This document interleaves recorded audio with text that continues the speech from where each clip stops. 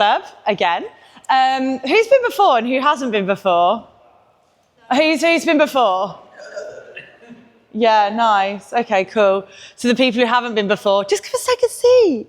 Yeah, the people who haven't been before, welcome. The people who have been before, welcome back. So how I like to run this day is I'll kind of go through and do like a bit of a TED talk on a particular subject, and this one is all around fueling for nutrition, but I'm also going to go off onto lots of little side tangents, as I like to do. We're then going to go through and get you warmed up for lifting, so we're going to go through some bracing stuff, we're going to go through some core activation stuff, and some glute, and then we're going to bench, and then we're all going to reconvene together and we're going to go through deadlift cues and we're going to deadlift, okay? So it's pretty chilled today. We've got loads and loads of time. But what I kind of want to start with is talking through, like, for you, okay, what are your goals at the moment? Like, what is everybody's goals? Shout a few out at me. Fat loss, get strong. Kat is like fucking determined to get strong. What else? What else we got? Confidence shoe. Okay, so strength, fat loss, confidence. What else we got? Sounds like my business model. Anything else? Yeah, same. Okay, cool. So if you're thinking about the fundamentals of, I'll crop that bit out. Like even I've got a loud voice and I was like, oh my God. Okay, so where was I? We're talking about confidence, fat loss and getting strong, building muscle. So if you want to feel more confident, what do you need to do? Practice, do the thing, yeah? Do the thing. So if you want to become stronger, what do you effectively need to do? Practice, do the thing, lift the weight, because you're not going to get stronger just by sitting down, are you? And if you want to achieve fat loss, what's going to help you to do that? Nutrition, but what else? Discipline, yeah. Ooh, Natalie's throwing that word out there that was used in her check-in. What else? Movement, what else? Honesty, yeah. Think bigger. What is going to help you through your fat loss? Muscle. Because what does muscle give us? Yeah, so when we have more muscle mass, we burn fat more effectively. So we get out of fat loss quicker and we can eat more food. How many calories are you eating at the minute, Abby? 2,000-ish, a solid 2,000 calories at what, 60 odd kilos? So like, we want to be building muscle, because when we build muscle, we can, number one, we're going to be able to lift more because we've got more strength. If we have more muscle, we're going to be able to eat more because our metabolic rate is faster. And if we're in fat loss at the minute and we've got more muscle, it's going to accelerate our fat loss process. So we're going to be out the other side quicker. So for you to actually have effective strength training sessions and effective muscle building, you've got to get through the fat loss efficiently. Do you see all my little side notes now, guys? Okay, so let's talk about that then. So what has everybody struggled with getting Sue's looking at me and smiling? This is relatable. So what are we struggling with at the minute with getting out of fat loss? Like, speak to me. What are your struggles? Organisation. Okay, so like that organisation, which then links into like feeling in control, which then links into like being adherent to it, yeah? We'll come back to that. What else? Cake. Zoe's desire just to constantly eat cake. What else? Discipline. Okay, cool. Yeah, what else? Come on, Sue, hit me with it. Social plans. Oh, I know you have. Avoiding temptation. Okay, so if we're trying to like get through our fat loss phase quicker, it's got to be, and this is where we're going with today, guys, it's got to be about that like reframe of like, you can always have the cake, but if you want to eat the whole cake, shit slows down. Yeah?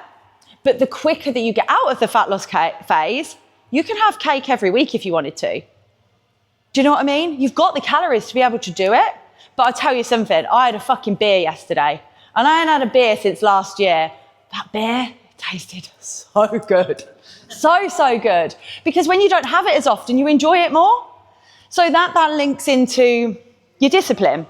Because if you then develop better habits and you're becoming more disciplined, you're going to be more efficient in coming out of fat loss. And what creates the discipline? The organisation, the structure and the routine. So how do we become more disciplined? What things like, there's so many people in this room that don't hear me talk every single day. So give them some of the things that I say to you guys on a day-to-day basis about building structure, building habits, building routine when it comes to food and fueling yourselves. Come on, hit me with them. Meal prep. Okay. How often a week should you really be meal prepping? Twice a week. Why?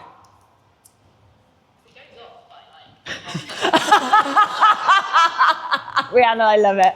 It goes off halfway through the week. Correct. But what else happens on a Thursday when you've meal prepped from Monday to Thursday? Get bored, yeah. What happens on Thursday? Yeah. What else?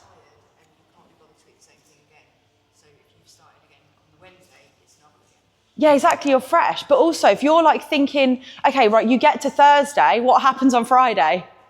That 43% of the weekend week, yeah? You're like, well, I've meal prepped from Monday to Thursday. The routine and the structure goes off Friday to Sunday. Before you know it, that's 43% of your week, and you're losing 43% of speed going through fat loss. So if you meal prepped again on the Wednesday or the Thursday, you're prepped all the way through to the weekend. And that's then going to mean that you're eating better quality food, which I'm going to come on to later. Better quality food, more structure, more control, more organisation. You're going to feel better going into the weekend without as many accidents, let's call them. So we've spoken about build muscle. So we're out of fat loss now. We're in our maintenance improvement phase. Who here is in a maintenance and improvement phase? Abby, Joe, Elaine, Graham. Who else? We're nearly there. We're nearly there. Matt, you are? Yeah, you are, darling. Don't worry, you'll get used to these phrases soon. Okay, so tell me what is different in your maintenance improvement phase compared to your fat loss. You got more food, Joe. You got more food, got more calories. What are calories? Energy. Cool. What else is different, Graham? What being maintenance? Yeah. It just feels better. Feels a lot better. Feels a lot better. So he's got more energy. What else, Abby? Huh? Hang on, wait. I was going to say, lifting heavier. Yeah. So she's lifting heavier, she's lifting better, she turns up to the gym and she's not battered by the end of every single session because she's got more energy. So if she's lifting heavier, he's lifting stronger, she's lifting better, what is happening with their muscle mass? It's getting bigger. So then because they're able to then train harder because they've got more muscle mass, they're going to be getting stronger, which then filters into this whole message that we're talking about. So I want to talk through, so that's like what happens when it's all good. So what happens with you guys that are in fat loss at the minute when you have an accident at the weekend and then you get to Monday and you think, oh God, I've got to pull my calories back down again now because I ate too much at the weekend. What happens then? You lose momentum. Absolutely, Michelle. Because when you're losing momentum, you're probably going to find that there's less of an even keel of calories, energy, throughout the week because you're consuming more at some points and you're consuming less at other points. What's then that happening to your training? You're not fueling for it properly. And you're then using those training seconds as a means to burn off the food because you feel that you should have to earn the right to eat it. So with that mindset that then links in with food, it's like, right, how do we combat that? So, we're speaking about having the cake and eating it, yeah? We want to be able to find that balance where we can have that flexibility, but we don't want it to link into that all or nothing that then links into us under-fueling, lack of energy, lack of enthusiasm, and motivation. And overall, it affects how we perform in the gym. Because if you pull up at the gym after low calorie days on Thursday, you're going to be performing a hell of a lot worse than on Sunday. But 9 times out of 10, a lot of you don't even train at the weekends. You get your training sessions in the week, don't you? Because you want to have fun at the weekends. But that's when you're eating more. So you'd be better off getting a fucking session at the weekend of smashing the fuck out of it. Do you know what I mean? It's not about earning the right to lift heavy or earning the right to eat. It's about, right, this is when I'm going to be strong. So if I'm organising my training sessions, I eat more on training days because I'm like, I want to feel good for it. I'm getting in there. I want to make sure that I can lift better. I have a bigger breakfast. So let's talk about how we fuel. So I know what you're all going to say to me right now, you morning trainers. You're going to go, I train in the morning, shouldn't I eat before I go to the gym?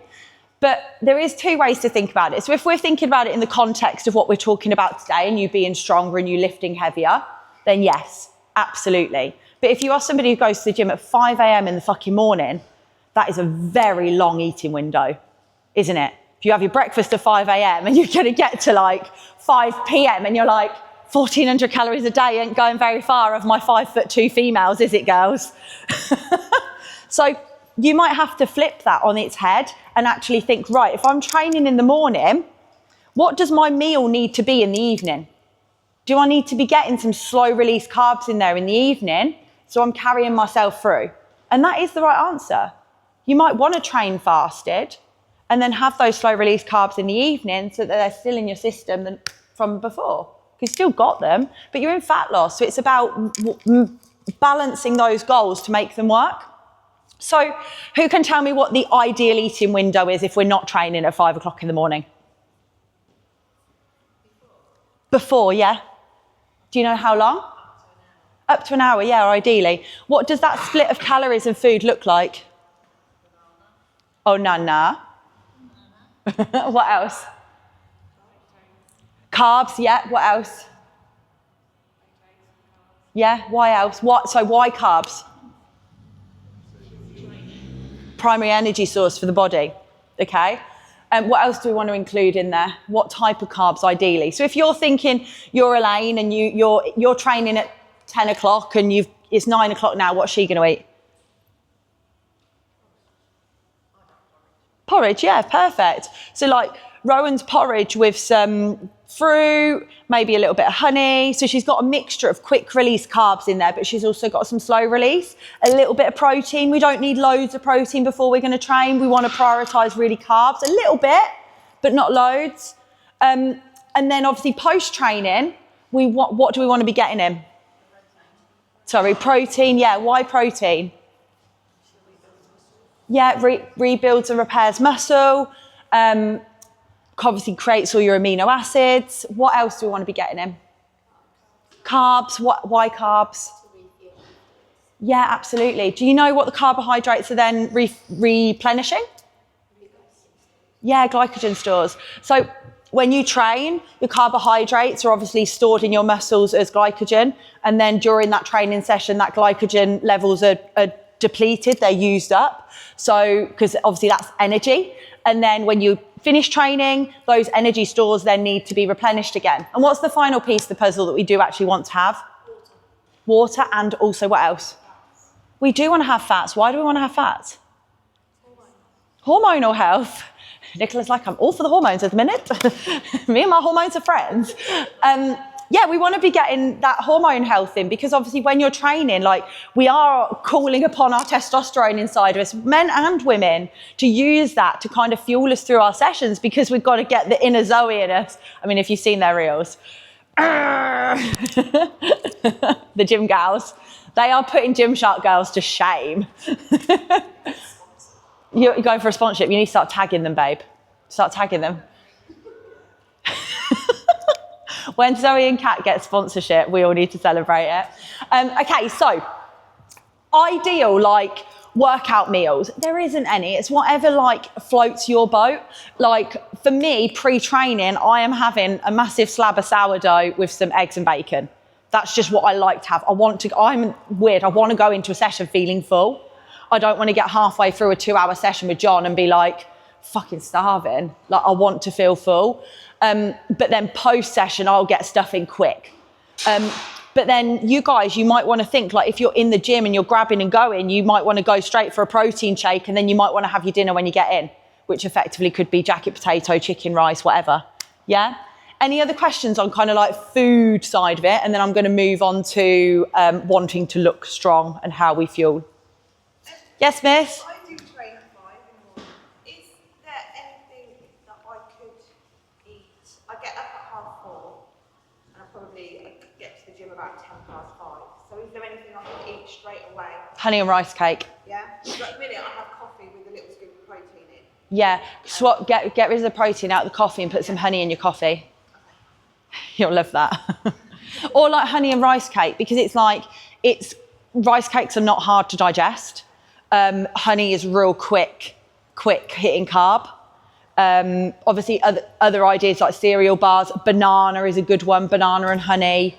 It's just quick, but it's an efficient use of calories. Like, you're going to have 10 grams of honey in a rice cake and it's probably only 70 calories, but it's like instant, isn't it? Any other questions on food?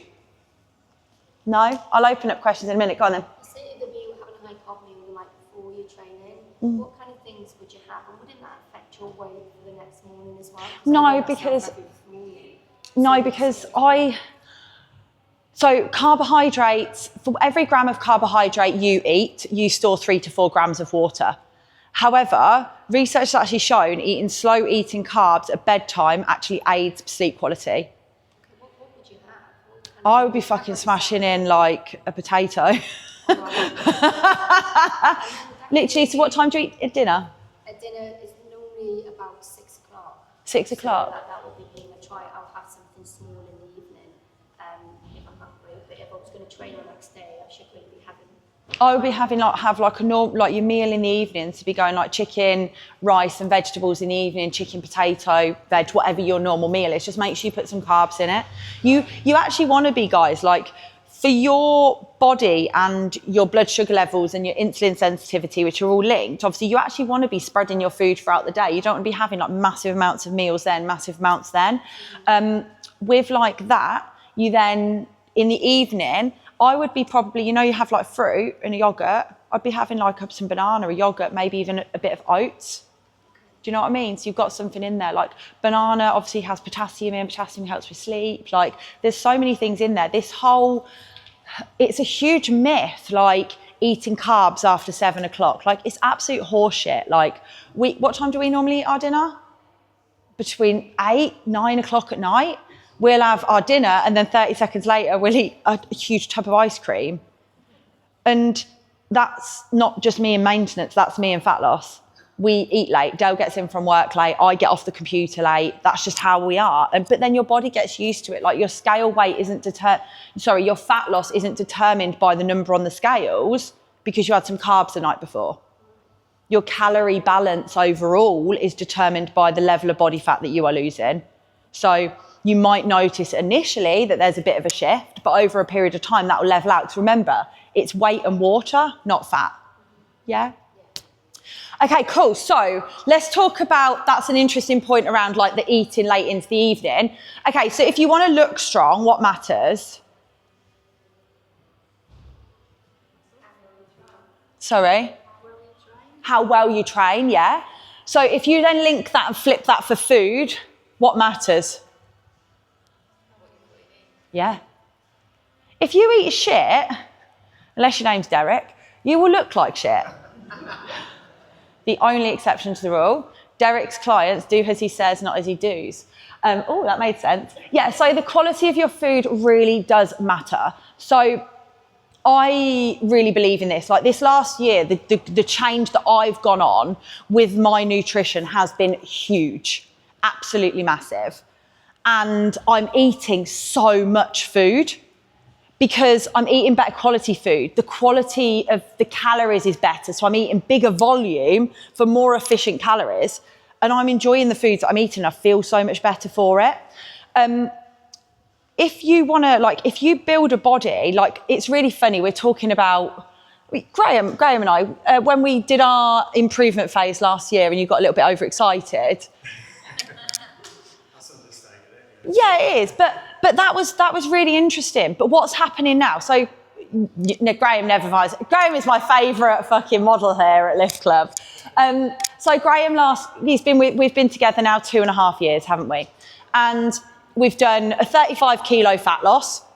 We've then done a year in improvement, and then we did a small fat loss phase. Put 10 kilos back on. He put 10 kilos back on. And he did another small fat loss leading into the confidence shoot, and now we're sitting where we are. We're 6 months post confidence shoot, and we're maintaining 2 kilos over where he was before. The only thing that is different this time round is the quality of what he's putting in his body. He's still eating similar levels of calories, but he's more disciplined on what he's eating and how he's eating it, and what's happening with the strength. Oh, yeah, it's amazing. It's through the fucking roof. Like, we're lifting 20 odd kilos more on deadlift for working sets than his single this time last year. And there's not a lot that's changed other than the quality, because actually, do you want to listen to this? The calories are less. So he's putting less food in his body, because we don't want him getting fat again. He's putting less food in his body. So the quality of what you eat matters, guys. And the quality means you're going to be more disciplined because you can eat more. You're not going to be as hungry. Your food timings matter. Eating at similar times of the day to keep you more disciplined. So when you're like, 4 o'clock is my time, I want to be in the cereal box at 4 o'clock. It's even on the top shelf, and I've managed to trash the boxes by lifting it down. But I want to be in the cereal box at 4 o'clock because I'm starving. But I know that I'm going to eat at 4. So 3 o'clock, I'm starting to get a bit twitchy. I'm like, oh, I know it's coming. And I'll just wait till 4, and I'll make my baked oats at 3:30. I'll lick the spoon. I'll put them in the air fryer. And then I know that they're on their way. It's the quality. I do. I'm like eating them whilst making them. But that stops me going over calories because I've eaten what I needed to eat. So like, if you want to be stronger, look like you train, look like you lift heavier. The quality of what you put in your body matters. That's going to allow you to lift heavier, build more muscle, get out of fat loss quicker, and look stronger and feel stronger. That is me done. Does anyone have any questions? Any questions on anything, guys? Like food, fuel, training? Because you turn up at the gym and you eat better, you can lift better. It's so apparent. Any question? Yeah, go for it. I think what can be really puzzling is if you put lots of variety in what you eat. So quite often, when I first started, I was like, well, what can I eat tomorrow? What can I eat, what do I eat for lunch? What do I eat for dinner? I think if you can have 2 meals per day that are pretty much the same thing, then that's kind of what I do. I'm a 3 meal a day. I'm with Graham. Breakfast and lunch is the same for me every single day. And it's what I love to eat. And then I can roll it up in the evening, so I can then make it. Yeah. But I think that's how I got it. Yeah, and I think how many of you guys are have an emotional relationship with food? Like 50%? Yeah, me too. I'm talking a lot about it, and Derek keeps laughing, but like decision fatigue, how many of you who are emotional are also stressed, overwhelmed, have a successful career, have children? The last thing you need to be thinking about is what you're going to have for dinner 4 times a day, what you're going to eat 4 times a day. Like, make breakfast the same. And if you don't like eating the same foods every day, have 2 foods on rotation, one for a training day, one for a non-training day. And have a nutrition training day and a nutrition non-training day. Same breakfast, same lunches, same afternoon snack. Spice it up at dinner time. And then with your spicing it up at dinner time, you could have that cake one day because you got the extra calories, but you might just have to eat a little bit less in the day to have the cake. And then have it on a training day and use that fucking energy. Do you know what I mean? Post-gym, fucking cookie. It's a thing. And it makes your life easier if you're trying to mix it up all the time. Any other tips around food that like anybody else wants to share that they've found really helps them with their fueling, lifting? Malt loaf. God. Oh dear. Nat eats it by the loaf. It's really interesting hearing what you're saying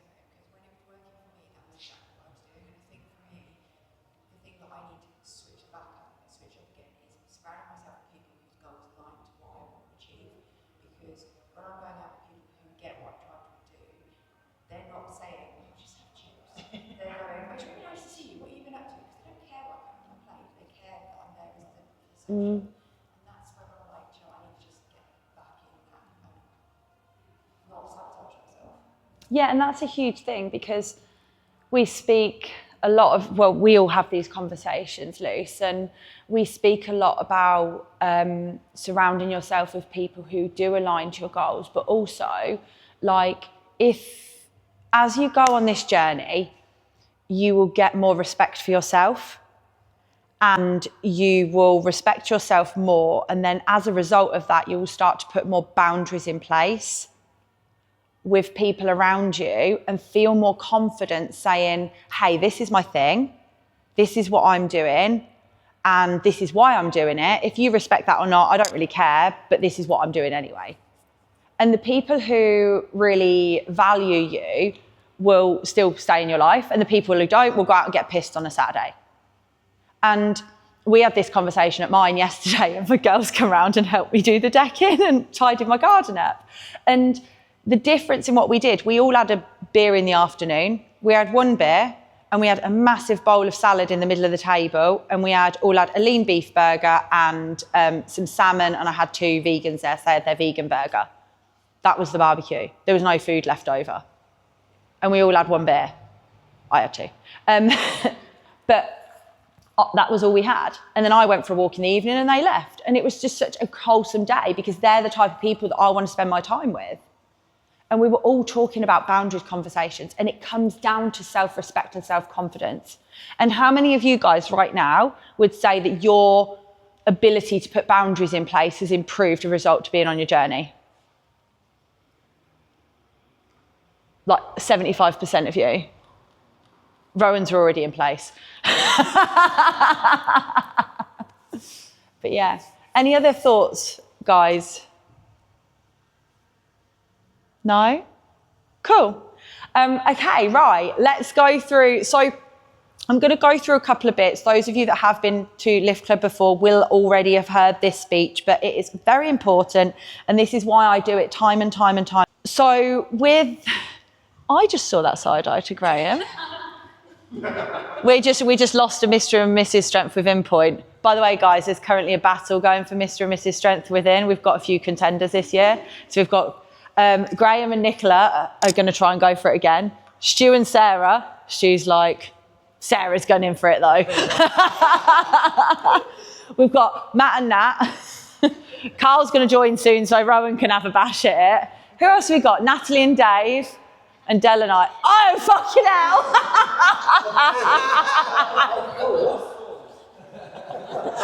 Who's Mr. and who's Mrs.? Have you discussed it yet, or are you going for Miss and Mrs.? Ms. The Ms. Strength Within. Okay, so let's talk about bracing and how that helps your training. So who can tell me, I'm not doing this, but you guys are doing the whole lot. Who can tell me what a brace is? Engage in your core. Strength in your core. What else? Breathing, stability, stabilising. Yep. Any other takes? Hold yourself up. Psyching yourself up. Yeah, I love that, girls. Thanks. That's literally my favourite one. So when I think about bracing my core, number one, it is to protect your core area. As I've said 100 times over, if your core is not stable, it's like a flump in compared to a tree trunk. Yeah, the tree trunk supports the tree. A flump doesn't really support anything, does it? Other than you eating more sugar. So it's stabilising. Obviously, it's not just about taking a breath. I still see so many people in your videos going, and then it just sits. Elaine, that is your bench press brace. You take that breath and it's getting her top off. The trolls love this on my social media. And I take, does she really need to take her top off to demonstrate? Yes, she fucking does. Put my boobs in. So when you're breathing into here, this isn't bracing you, is it? Like this bit here, okay? So you go, and you lift your rib cage up and the shoulders come up. But obviously what we're doing here is we're taking all that tension into the back. what we want to do is we want to take that breath down and push it into the lower part of the diaphragm, because that lower diaphragm there, and then tucking this pelvic floor in, is going to hold this whole area strong. And the last piece of that puzzle is just literally imagine somebody is going to lamp you in the stomach and you literally want to protect yourself against that happening.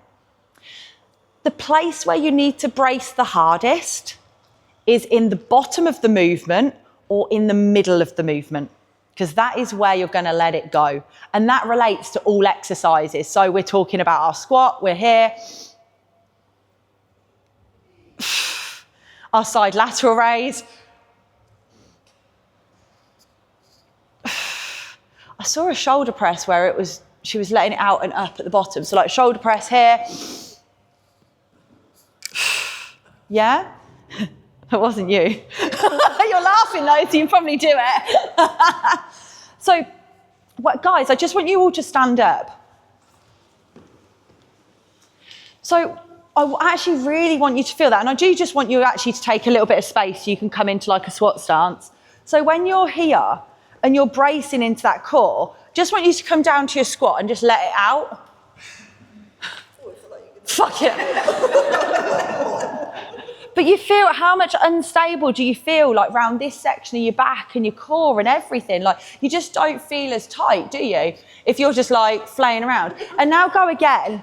Really, so when you're bracing, you're pulling your shoulder blades down as well. You're bracing your back as well. You're breathing into the midsection of your core. You're opening up through the hips. That section at the bottom, that's when you should be really holding it all in as hard as possible. Yeah? The other thing I want you to think about is your posture, okay? Because you shouldn't be slouched over. There shouldn't be a movement in the spine while you're lifting. Like you'll watch me deadlift, and I actually do deadlift slightly kyphotic like this, but that position never changes. It's a movement in the spine as you're lifting, which is a problem. So if you're like starting like this, and then you end up doing that, the camel, yeah? Okay, so that's our bracing. So what I want you to do then is we're going to go through and we're going to do some basic just warm up exercises so you can really feel that in action. We're going to go through it and we're going to do a plank. So basically either on your hands with your plank, your shoulders want to be over the top of your hands. You want to tuck and zip this pelvic floor in, okay? Or you're on your forearms without your butt in the air, okay? And shoulders over the top of elbows, sorry. That's the first one. The second one that we're going to do is you are just going to do a side plank. So just coming up onto one side, then the other side. You must have been practicing, and they must be improved now. Mine are, yes. Oh. I don't do side. Do you not know? Okay, interesting. And then the last one that we're going to do, just for that lower abdominal region, is just a single leg lift. So pushing the small of the back into the floor, elbows off the floor, and you're just going to lift up and hold that, and you're just going to watch me shake in a minute. See?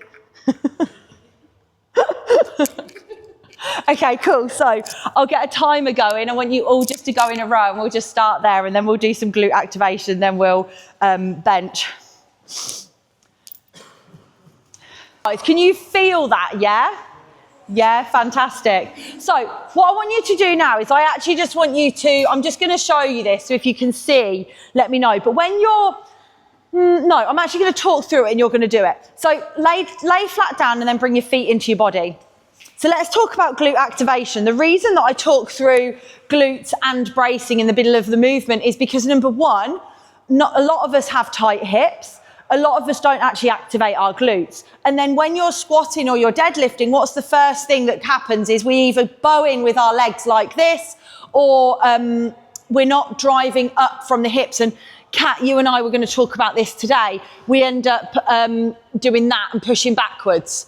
So that's because there's a weakness in the glutes. So what we can do to fix that is we can push the knees outwards, which is through actually having engagement and control through your buttocks. So when we're thinking about our foot placement for any sort of hip thrust, we want to be thinking feet slightly wider than hip width apart, and then toes slightly pointed out to the side at 1 o'clock and 11 o'clock.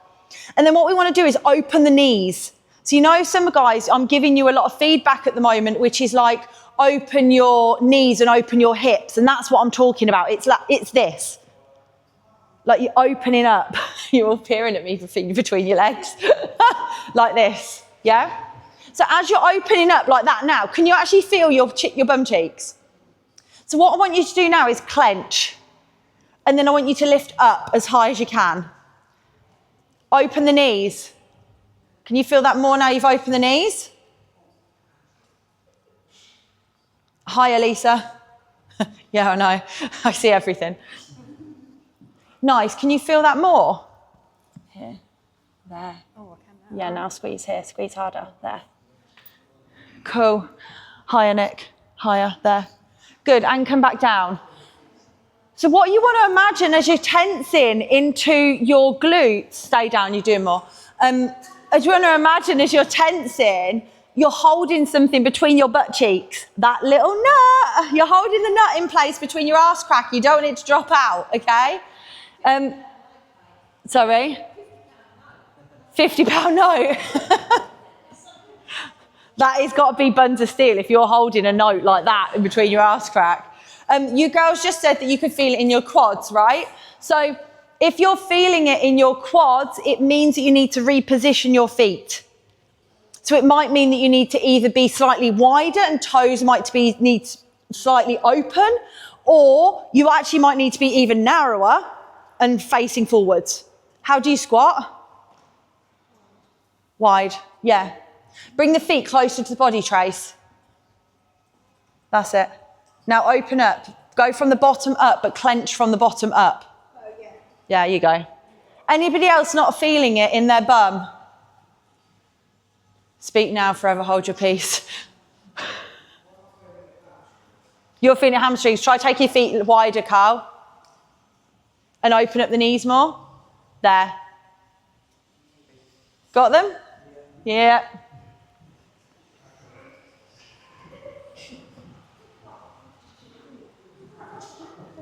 Okay, guys, so last warm-up bit we're going to actually do for bench. So I want you all to come over onto your hands and knees, and we're going to do a couple of thread the needles. Okay, so why I'm doing a thread the needle for bench press is because we're quite tight on our pecs and we've not got enough strength in our back. So what we're trying to do is open up and mobilise this whole area here. So with your thread the needle, you're going to come onto all four, you're going to drop the hand through, rest the shoulder on the floor and hold for 5 seconds. Yeah? Good. 4, 3, 2, who's dying in front of me? 1. And then what we're going to do is you're going to reach up and come up to the ceiling. And can you feel the tightness in the shoulder as you lift up? Yeah. Okay, drop back through again. We're going to do 3 of these. Hold for 5. Yeah. 4, 3, 2, 1. And then open up again. And again, we're going to try and find more length with that hand. We're really trying to reach up to the ceiling. 3, 2, 1. Sue, Abby, try and bring your hand further forward so it's level with your shoulder. Last one. I feel like I just pulled my muscle. I thought this was meant to be mobility work, not breaking. 2 and 1. Now open up again, guys. 3, 2, 1. I feel like a yoga teacher. Right, okay, left hand now or opposite hand, whichever one you did first. So underneath, holding for 5. Oh, it feels so good, doesn't it? 4. Hello, Carol. 3, 2, and 1. Then opening up. And it is normal to feel different on each side. Like we're not actually always symmetrical. One side will be stronger than the other. One side will be more mobile than the other. And back underneath again. 2 more.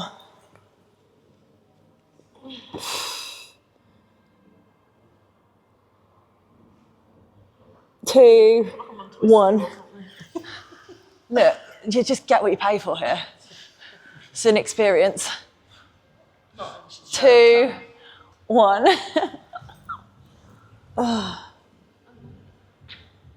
3, 2, 1. What are you looking at, Sue? Talking down the corner. 3, 2, 1. Okay, what we're going to do now, guys, is we're going to drop down into a downward dog. So hands at the, not a downward dog, child's pose. Hands here, you're just going to stretch back and you're just going to open up through your back. So you want to really push your hips back as far as possible so you're getting a stretch through your lats. And the reason that I'm trying to open up and give you more stretch through the lats is to increase your thoracic mobility, which is going to help with your arch on bench. 10 seconds here, please. 5, 4, 3, 2, 1. Okay, then when you're sat here, what I want you to do is just literally interlace the fingers behind and pull the hands back. I'm just going to hold for 10. So while I'm talking here then, who knows why we're arching on a bench press? It's common stability, yeah. Is it safe? How is it safe? And relax. Yeah, totally. So let's talk about that then. If you want to grab a seat again, I'll get you all warmed up for bench and we'll go through like positioning and why we lift in a certain way for powerlifting, and then we'll get started.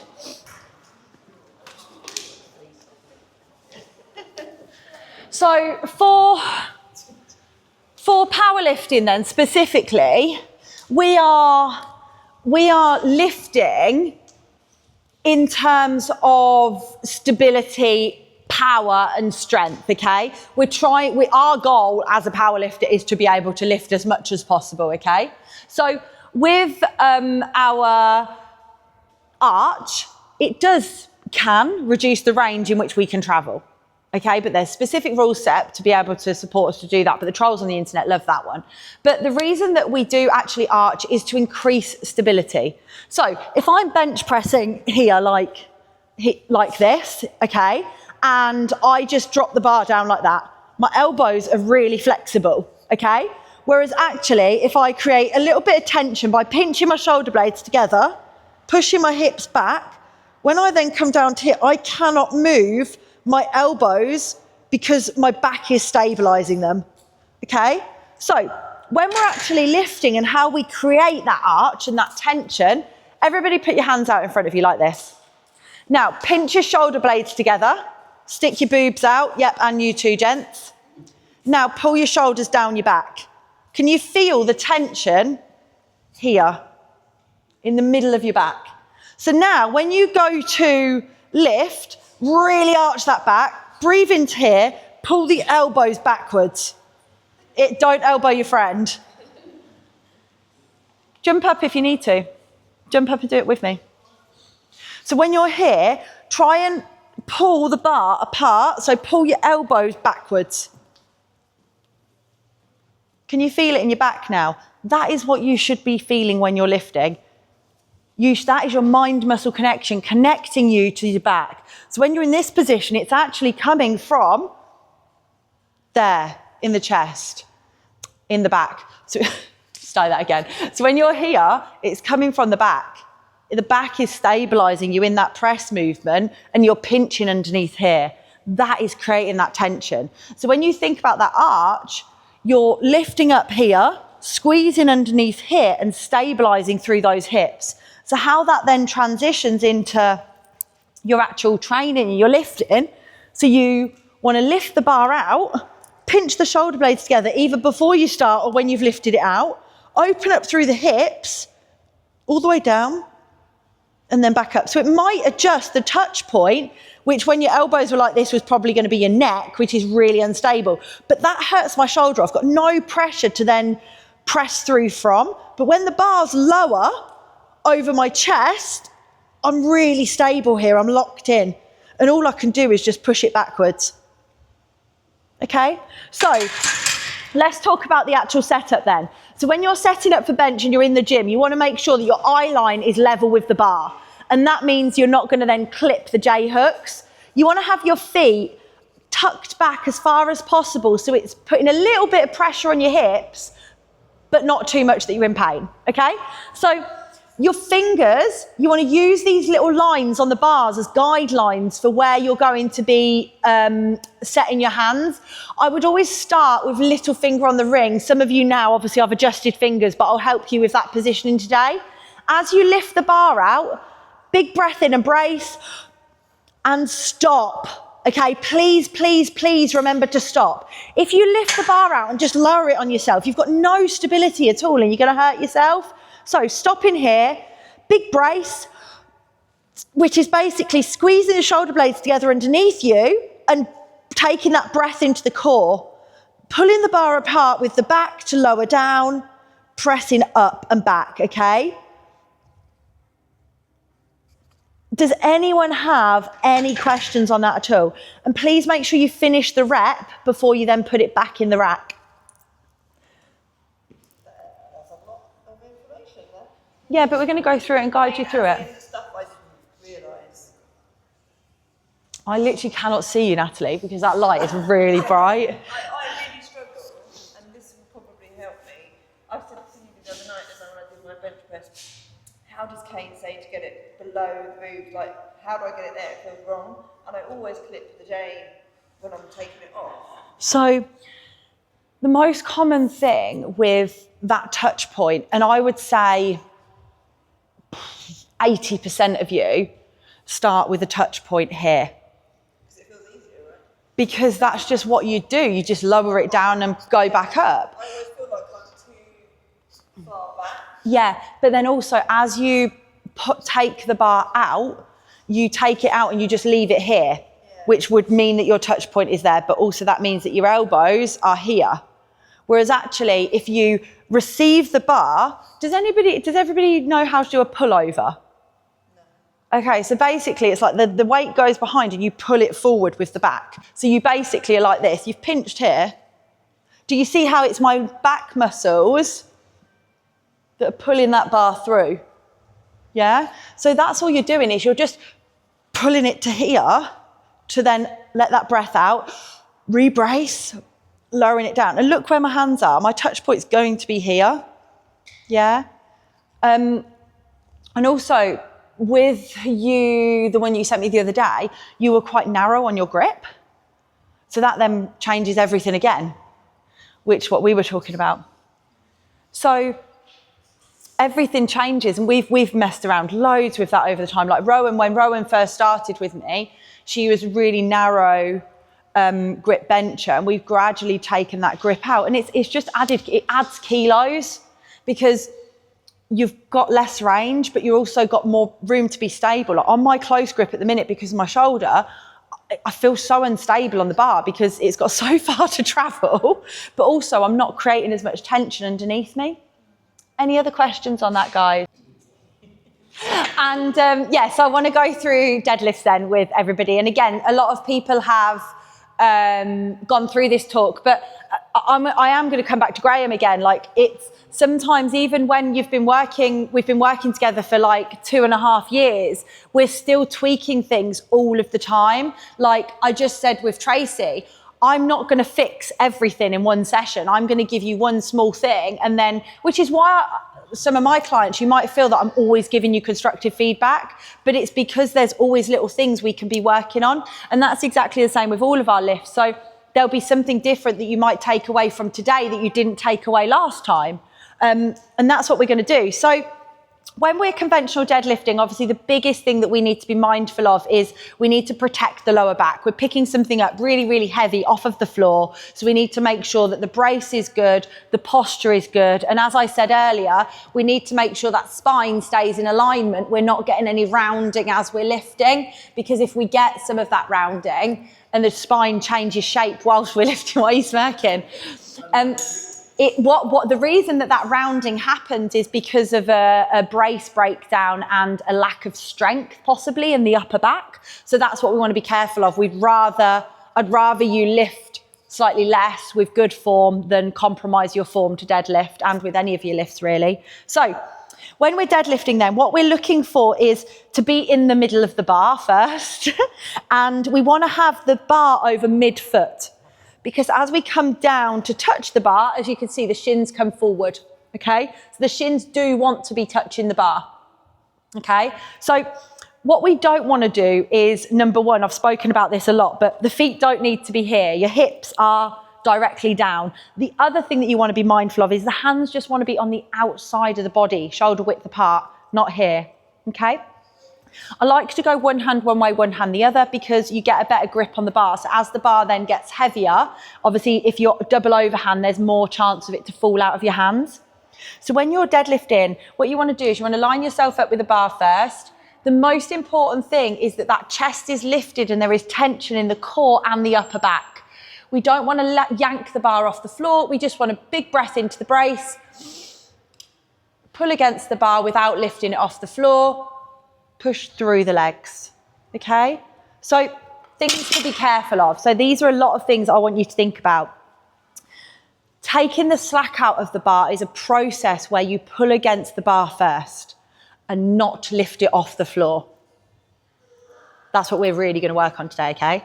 So we want to pull against the bar. So this position here, it might be that we go, hold all that tension in, push through the legs, yeah?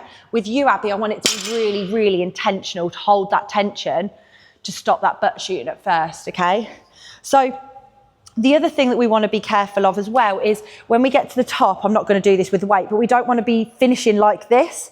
We need to lock our shoulders out. But what we don't want to do is go, okay, because we're dumping into the lower back. We want to be squeezing the squads. That was going to be quads and glutes, but the brain did something. We want to be squeezing the quads and the glutes, yeah? So we're neutral. So when we're locking out in this position, Derek's on the move. So when we're here, chest up, big breath in. So from this angle,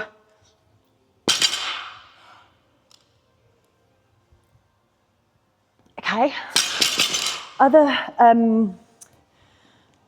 things I'm just trying to think of that you guys like to do. Some people like to sit really low. So when you sit too low in a deadlift, what has to happen first is the butt has to shoot up for you to be able to break the floor. So we have to find that perfect pivot point, which will help you with today, but it's not too high, it's not too low. As Goldilocks says, it's just right, okay? It's that pivot point like on a seesaw where basically you're countering the weight as it comes off the floor. Does anybody have any questions on technique, form, things? And then we'll get started. Yeah, so there is double overhand, two hands over. There is mixed grip, one hand one way, one hand the other. And there is hook grip, where you hook your thumbs underneath the bar, mixed. No, what is the best one do you think to use? Which way round? No, which grip out of three? Mixed. Oh, sorry. Yeah, yeah. Just because hook grip is actually quite painful. You're pinning your thumbs underneath the bar. Double overhand, if the bar falls out of your hands, if you haven't got a strong grip, but like Ben and I have been talking about this because I've programmed Ben really, really heavy block pulls, which basically means the weight's slightly elevated off the floor so he can lift more and work on his weakness, which is his lockout. So he's finding that his grip isn't strong enough. So sometimes what it might be prudent to do is do a top set without anything, and then you might want to use straps if you're finding that your grip is struggling, and that can help you hold onto the bar. Actually, to be fair, that's a really good point. The other thing is, the bar hurts your hands. It's normally because you're holding on too tight. So if you hold onto the bar in the top of the fingers, can you see that there? So what we do is we grip it like this, like with all our might, because we're like, shit, it's going to be heavy. So we grip hold of it as tight as possible, and then we bunch all our calluses up and bunch our fingers up. If we actually trust that the fingers are strong enough and hold it lower on in the hands, you'll get a better pull, because also you're longer. Think about that range of motion that we were talking about earlier on bench. So you don't need your gardening gloves. I have had people bring gardening gloves, to PT sessions. They're keyboard warriors. Any questions, guys? Can I ask one more? Yeah. Do you have to place it? You don't place it down, because I see people throw it down and you place it down. Okay, so this is something Did me and you speak about this, Nick? Is it like the bar hurting your back when you put it down, or was that somebody else? So you have to put it down with control, in my opinion. You can't be fucking launching it down on the floor. Number one, it's just not good etiquette. Number two, if you do ever decide to compete, you would get a red light if you don't have control. How I put my bar down is basically just...